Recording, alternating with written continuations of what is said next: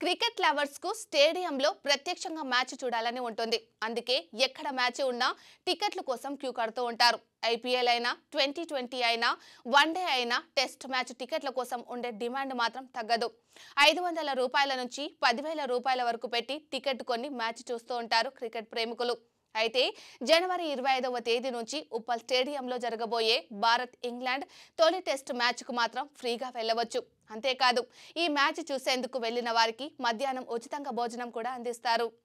Super గా ఉన్నప్పటికీ ఈ ఆఫర్ అందరికీ మాత్రం కాదు. కేవలం 6వ తరగతి నుంచి 12వ తరగతి వరకు చదువుతున్న విద్యార్థులకు మాత్రమే ఉచితంగా మ్యాచ్ చూసే అవకాశం ఉంటుంది.